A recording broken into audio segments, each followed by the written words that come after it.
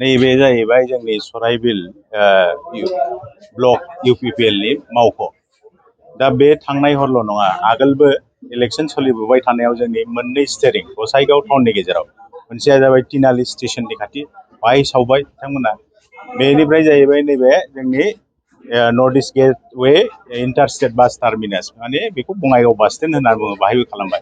दा मा गोसोखांबावखो बिथांमोनहा, हयथ' नैबे इलेक्सन जोबखानायनिसो बेजों ना भट बारायगोन ना सोरबा गिगोन ना मागोन, बे माने आतंकित खालामनाय, माने पाब्लिकखौ, रायजोखौ।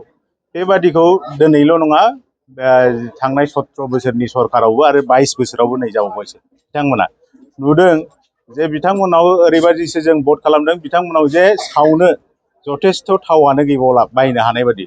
हयथ' बिथांमोननो 2-3 हाजार हरदोंमोन, लोङै लोङै बारा लोंफ्लांबाय, पकेटाव हयथ' 100-200ल' बासिहैबाय, पेट्रलखौ माने आधा लिटारल' जाबाय। माने बेबायदि क्राइम खालामनायावबो करापसन खालामनाय बेबायदि सर'। दा बेखौ आगोलबो खालामदों। जोंनि सुबुं सम्पदमोनखौ बिथांमोना बे 80 थाखा 100 थाखानि गुलिजों, जायनाखि हारिनि थाखाय खौथि खौथि भेलु गोनां सुबुं सम्पद नस्थ' खालामबोबाय। आरो बोरैब्ला माने समस्थियाव सासे मानसिखौ जिउ साजा होनानै बा बुनानै सारा समस्ति मोनसेखौ गिहोनाय, बेखौ मावबोबाय बिथांमोना। आरो मा खालामबावबाय, जेराव खामानि जेबो मावालासिनो बिल लानाय, बेखौ मावबाय। माने खम दामावनो माने मानसिफोरखौ सिगिनो हायो।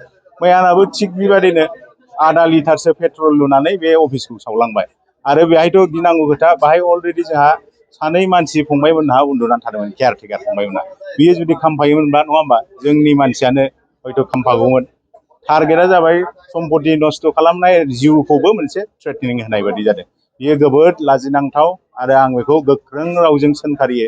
आरो पुलिस बिफानखौबो जाहाथे बेहाय 24 घन्टानि गेजेराव स्ट्रिक्ट एक्सन लानानै जायनाखि बेहाय इनभल्भ, बेखौ आयेन बादि साजा होयो।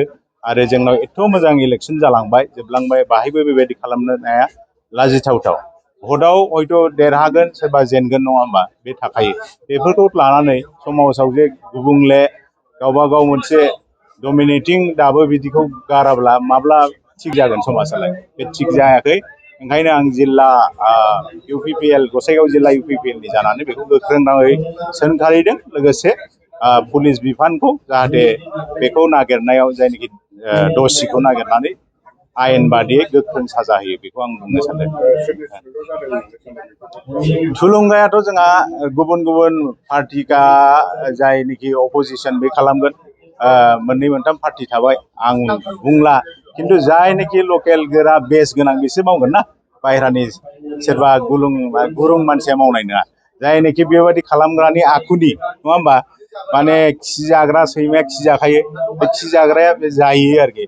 थ' बेबायदि टाइपनि रायजोफ्राबो हयथ' मोनथिबाय बेबायदि रोखोमनि मावग्रा मानसिफ्रा सोर दं, बेबादियानो मावदों। आरो सोरनाबा पलिसि मेकिं बडि मानसि दं, बिथांमोननि पलिसिया बिदि सिगिनाय, आगोलनिफ्रायनो बिदि माबा साब स्टेरिं कमिटि सावनाय, नङा होमबा, 17-20 बोसोराव बेबायदि आखुनि सोर सावनो नागिरदो, बे 17 बोसोराव सोर साब स्टेरिं कमिटि सावनायल' आरोखि।